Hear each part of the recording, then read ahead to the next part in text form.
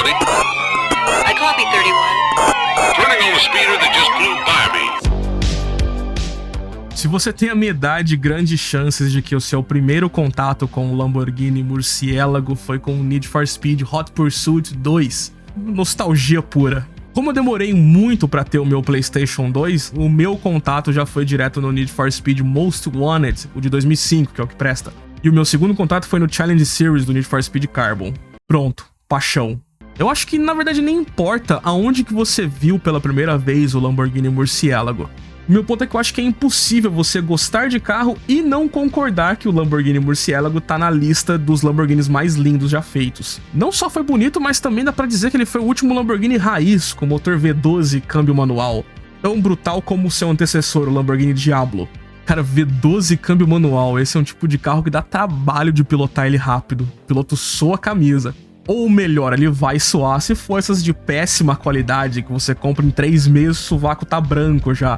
Felizmente eu aprendi que o barato sai caro, não compensa esse tipo de economia. É 1000 vezes melhor você comprar uma camiseta sabendo que ela vai durar muitos anos. O Autotelling tá com a parceria com a Insider pra esse vídeo aqui, mas eu, Kelvin, pessoalmente, eu boto minha mão no fogo, eu bato na mesa. E você vai comprar a Tech T-Shirt e você vai amar. Você não vai querer usar outra coisa mais. Ela é minimalista, combina com tudo, tem essa malha sensacional, cara, é muito confortável, ela se ajusta no corpo. Pena que eu tô com uns pneuzinhos de murciélago aqui na barriga aqui. E se você quer uma camiseta moderna, com um tecido que não encolhe, não amassa, retém calor pra você não ficar suando nesse calor do inferno, então corre aqui no link que vai estar aqui na descrição desse vídeo e no comentário fixado, porque a loja inteira da Insider tá cheia de promoções esse mês, que é o mês do consumidor. E pra você aproveitar esses descontos antes que ele acabem, tem o meu cupom AUTOTELLING15 para 15% de desconto. Se você sempre quis usar Insider, a hora é agora, cara. Aproveita. E o que vocês todos aqui do canal sempre quiseram e sempre me pediram desde 2022 é um vídeo sobre o Lamborghini Murciélago. Esse tema e essa thumbnail também, por mais que eu quisesse a thumbnail preta, quem venceu foi essa, foi uma votação que eu fiz no Instagram e também na aba comunidade aqui do YouTube. Esse vídeo inteiro foi escolhido por vocês, tanto que vai ter participações do pessoal aqui também durante o vídeo. Então vamos lá, né, já que já é tradição, vamos voltar um pouquinho no tempo aqui no canal. Esse carro é um daqueles que faz eu me sentir muito velho. São 23 anos desde o lançamento já. E a primeira coisa que eu fui atrás de confirmação para o roteiro desse vídeo é como que pronuncia esse nome. A minha fonte mais confiável que eu uso para aprender pronúncias de nomes em outros idiomas, porque eu não gosto de ficar traduzindo pronúncia de nome, é o canal do Julian Miquel. Acho que é assim que pronuncia o nome dele. Eu não sei pronunciar o nome do canal que me ensina pronúncias, mas beleza. Então temos a pronúncia padrão do carro, que seria com sotaque, digamos que em inglês, que seria Lamborghini Murciélago. Ou tem a pronúncia com o sotaque espanhol, que é a língua de origem dessa palavra, que aí já seria Murciélago. E eu deixo aqui o meu chupa-ruca, não existe esse negócio de Murciélago. Murciélago, o que é que fala Murciélago? É Murciélago. Eu sou muito chato. A Lamborghini é uma marca italiana, mas a tradição é sempre usar o nome de touros famosos para nomear seus carros, e as touradas costumam vir da Espanha. Murciélago em espanhol significa morcego, ou em inglês, bat, por isso que combina tanto ser o carro do Batman.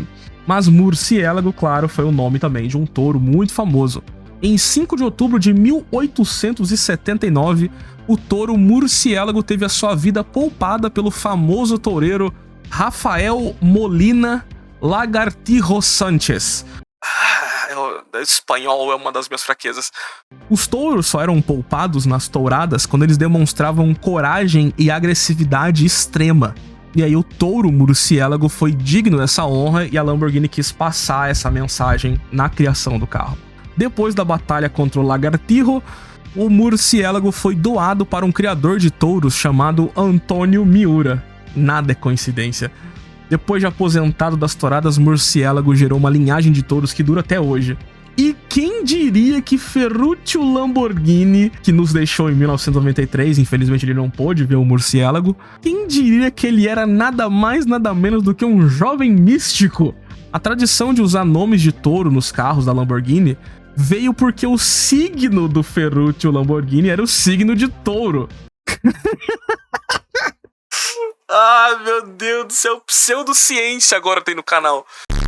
Eu acho muito legal essa tradição dos nomes dos carros usarem nomes de touros também. Eu acho que soa como uma forma de dar um pouco mais de vida pras máquinas, por mais que eu não seja fã das touradas.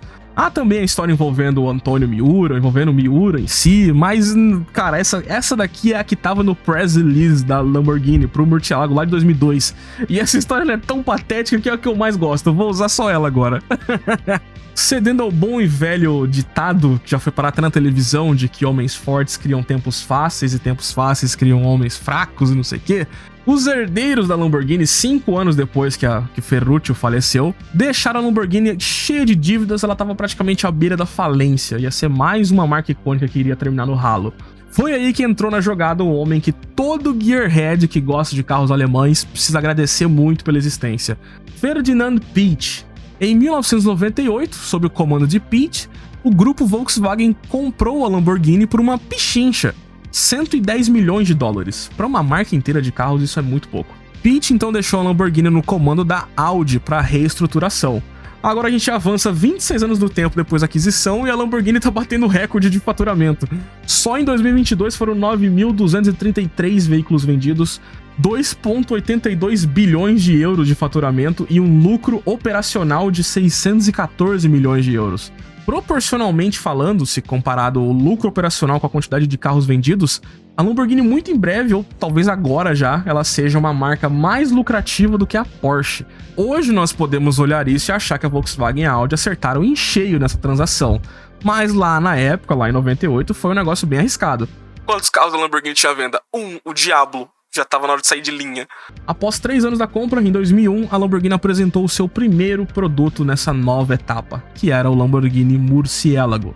Esse carro que hoje nós olhamos com carinho, de uma forma nostálgica, na verdade ele foi um carro que carregava um peso enorme nas costas. O Murciélago tinha que ser lucrativo, ele tinha que ser um sucessor digno pro Diablo, causando a maior aceitação possível da mídia e dos fãs, e também tinha que preparar o terreno para uma versão menor e para uma versão de corrida.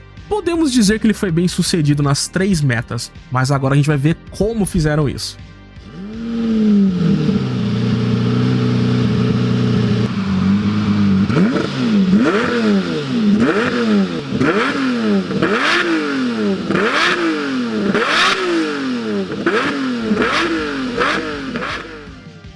Longe de mim querer dizer que o Lamborghini Murciélago ele é um carro de pobre como se fosse um Volkswagen Lupo. Não é isso. Mas assim também, né? Não é como se ele fosse um fucking Bentley por dentro.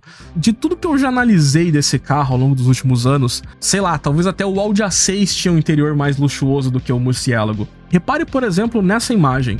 O painel na parte que só é visível quando a porta se abre, ele tem um encaixe completamente dane-se. E essas saídas de ventilação para ar-condicionado, então, isso daqui é perigosamente parecido com as saídas do Gol G4, parece ser um plástico duro. Tirando essa grelha da alavanca de câmbio aqui, não tem nada nesse interior que diria que ele é um carro de extremo luxo. Ele é um esportivo, isso sim, um super carro. Claramente eles economizaram em tudo que podiam no interior para poder gastar o máximo que pudessem na parte de engenharia. O carro usava uma estrutura tubular que foi bastante moderna, combinando aços de alta resistência, o que hoje já é padrão, mas na época não era, combinando isso com fibra de carbono, obviamente. Era um desenho simples, porém muito eficiente, gerando um chassi com mais rigidez e mais resistência à rolagem de carroceria do que o próprio Diablo.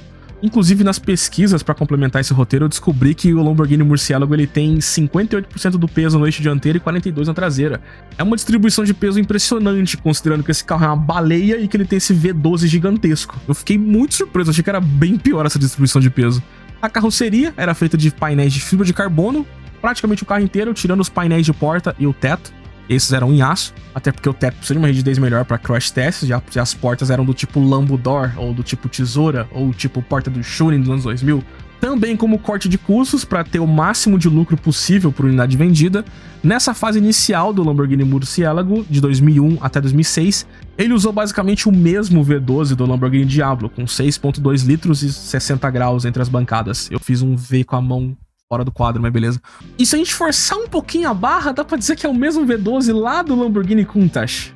Mas tudo bem, aqui no Murciélago ele foi bastante modernizado, obviamente. Ele já contava, por exemplo, com um sistema de cárter seco, né? O cárter fica num reservatório separado e não debaixo do motor, né? Então com isso você consegue fixar o motor o mais baixo possível para reduzir o centro de gravidade. O Murciélago tinha um motor 50mm mais baixo do que o Diablo, e já é um carro muito baixo, então melhor ainda. E esse motor também já contava com duplo comando de válvulas, com variador de fase em ambos. Não faz a piada do VTEC, não faz a piada do VTEC, não faz a piada do VTEC.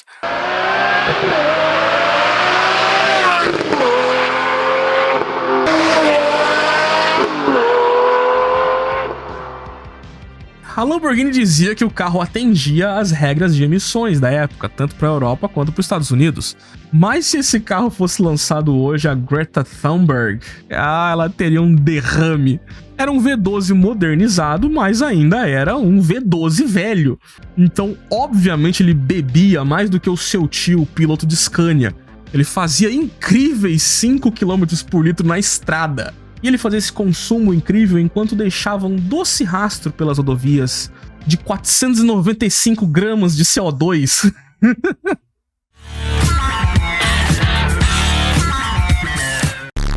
Para termos um parâmetro de comparação, um único Lamborghini Murciélago poluía igual 8 Toyota Prius. Apesar dele ser até hoje o carro que mais polui por quilômetro rodado, no fundo ainda assim eu não considero que ele seja capaz de causar algum impacto ambiental relevante. Até porque foram vendidas apenas 3.983 unidades do Murciélago. Agora, se por exemplo um Toyota Corolla que vende aí seus 1 milhão por ano, se Corolla poluísse igual o Murciélago, aí a gente não teria nem mais a camada de ozônio com um buraco, seria a peneira de ozônio. Mas como o Murciélago ele é um carro bastante raro em proporção a quantos carros tem no mundo, então dá pra dizer que tá de boa ele ser o carro que mais polui.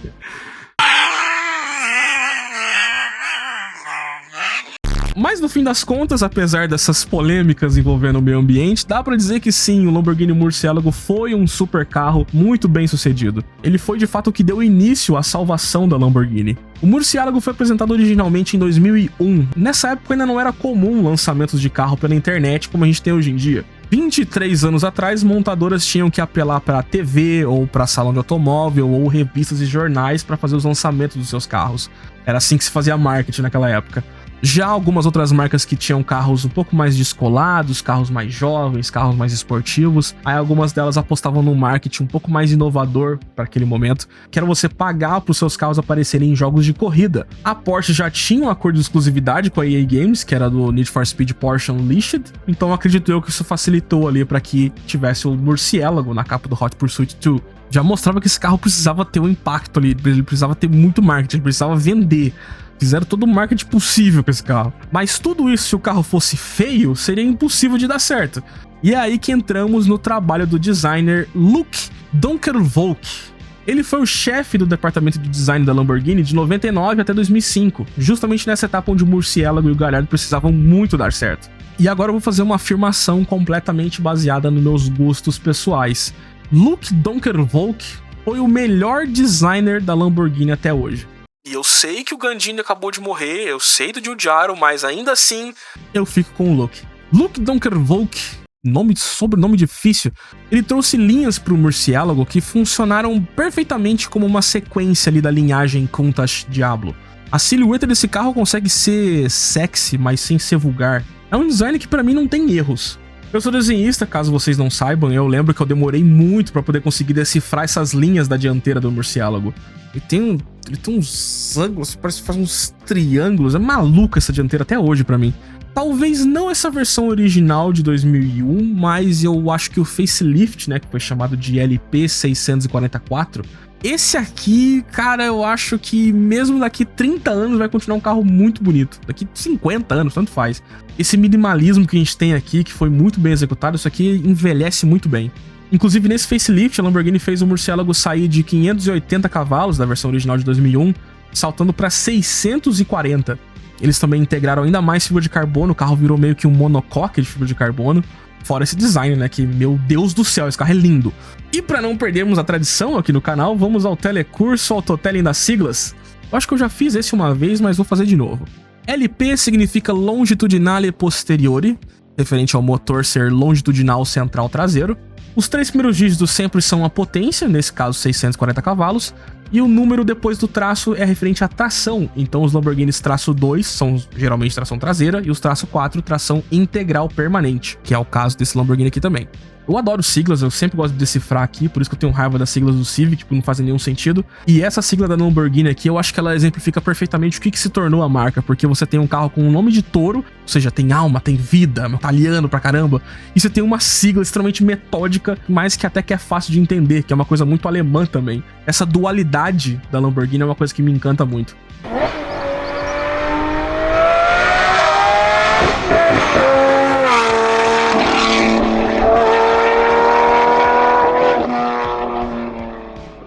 A principal e acho que a mais memorável das features de design do Lamborghini Murciélago foram essas asas de morcego. Ele é uma peça que é o melhor dos mundos do design e da mecânica. O Murciélago tem o que é chamado VACS, que resumindo muito, ele é um coletor de admissão variável integrado com essa entrada de ar ativa. Em baixas velocidades, as asas ficam fechadas, porque fica um ângulo menor de entrada de ar, o que gera uma pressão, quase como que um ram air. Em altas velocidades, aí o motor V12 aspirado precisa respirar mais, precisa de mais ar, aí as asas de morcego se abrem e tem um volume de ar maior, só que a própria velocidade do carro gera aquela mesma pressão de novo. E ainda por cima, essa variação no ângulo de abertura das asas de morcego também contribui, elas funcionam em conjunto com o aerofólio ativo da traseira. É o tipo de solução tão engenhosa que só uma empresa que precisa muito dar certo e com um time muito pequeno e empenhado, só assim pra poder surgir uma solução dessas. Tem 3 funções numa peça só, cara. Que é corte de custo maior que esse, genial. O Murciélago combinava esse design minimalista e, ao mesmo tempo, nostálgico com uma engenharia muito bem pensada. E, obviamente, o carro foi muito recebido pela mídia, pela crítica na época. Da parte dos fãs, eu já conversei com muita gente que gosta de carro e é muito raro encontrar alguém que não é fã do Murciélago. Então podemos afirmar que ele cumpriu essas 2 primeiras metas muito bem. Foi um herdeiro pro diabo, agradou a crítica, agradou os fãs, vendeu muito bem. E vendeu tão bem, inclusive, que isso também pressionou a Ferrari a vender mais. E na minha opinião também, eu acho que o sucesso do Murciélago que foi o que impulsionou ainda mais as vendas do Gallardo. E o Gallardo foi o primeiro carro da Lamborghini a vender 10 mil unidades durante o ciclo de produto. Vendeu horrores também. Então sim, eu vejo que o Murciélago foi o que deu o terreno para sua versão menor, o Gallardo. Faltava só a parte do automobilismo. E antes do Gallardo entrar para GT3, quem pavimentou o caminho foi o Murciélago.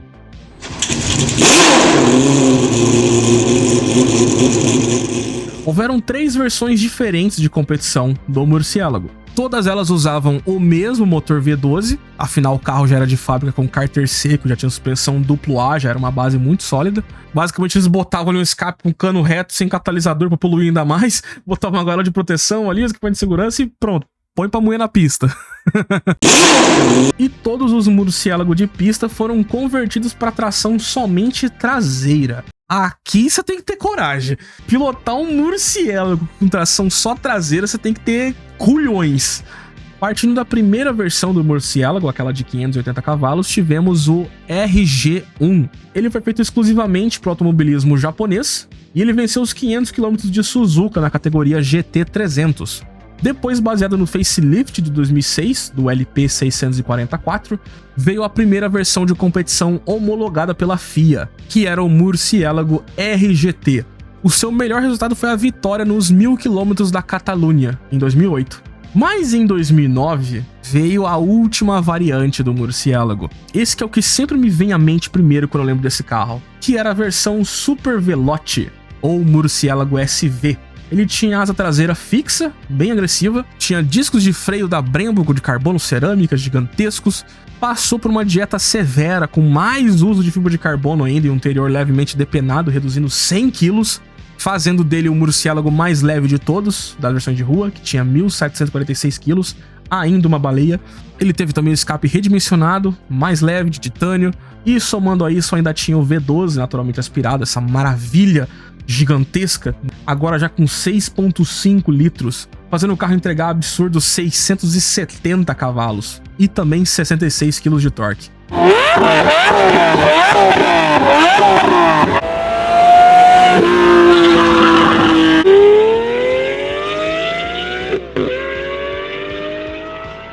Murciélago SV foi a versão de rua para homologação para a entrada da Lamborghini na categoria FIA GT1 em 2010. E aí o último Lamborghini Murciélago de todos foi a versão LP670 RSV, a que competiu na GT1.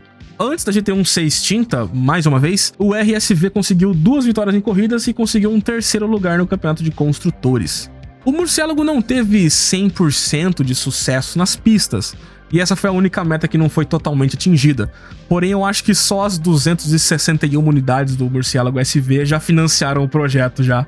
Ao fim de 2011, o Aventador foi lançado, e aí com isso foi encerrada toda a produção do Murciélago. Esse que foi o último Lamborghini V12 de corrida.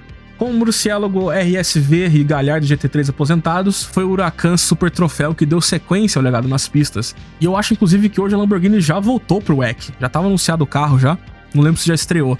E sem o Murciélago, nada disso teria sido possível.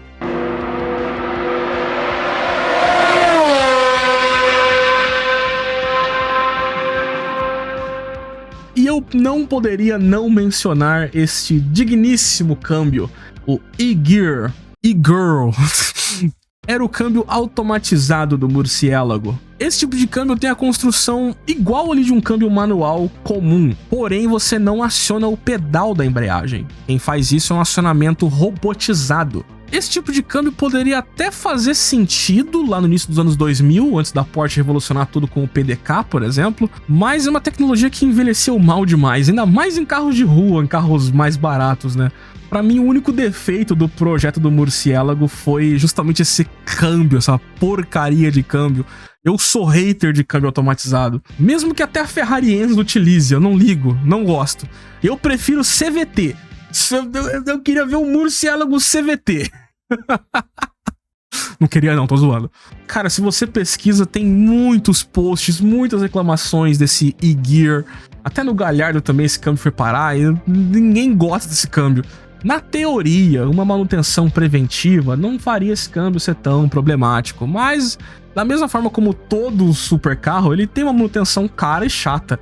Eu acho que visando a experiência do condutor e sabendo dessa parte chata desse câmbio, eu não consigo entender você ser um dos 4.000 sortudos que tem um Lamborghini Murciélago na garagem e você escolhe a versão com o pior câmbio? Olha essa grelha desse câmbio manual, cara, olha que coisa linda. O Gallardo também é, mas eu acho que o Murciélago é o último Lamborghini raiz. Você tem um câmbio manual de 6 marchas com grelha e você tem um V12 gigantesco, beberrão e poluente. E eu digo que ele é raiz no sentido de que a Lamborghini nunca mais vai fazer um carro assim. Não é triste? Cara, é realmente uma pena que o Ferruccio Lamborghini não estava vivo para ver o Murciélago. Essa dinâmica de ter a versão grande V12 e a versão menor V10, essa dinâmica se manteve no Aventador e no Huracan. Agora temos o Revuelto híbrido, que tem vídeo aqui no canal, e provavelmente ainda esse ano vai ser anunciado o sucessor do Huracan, que não vai mais ser V10, vai ser V8 híbrido. Então, de certa forma, meio que a linhagem se mantém. A Lamborghini hoje tá nadando em dinheiro como nunca antes na história da marca, então só com algum erro grotesco de gerência para eles conseguirem chegar no ponto de falência de 98 de novo. Mas para poder encerrar esse vídeo, eu acho que tem uma coisa que já faliu e que já tá pior do que a época antes de 98 pré-falência, que é o design. Eu sou um cara que eu gosto muito do design automotivo. Eu comecei a gostar de carro primeiro pelo design, depois que eu fui entender a parte mecânica. E desde 2016, quando o Mitja Borkert assumiu o cargo de chefe de design, eu sinto que essa identidade visual da Lamborghini veio definhando.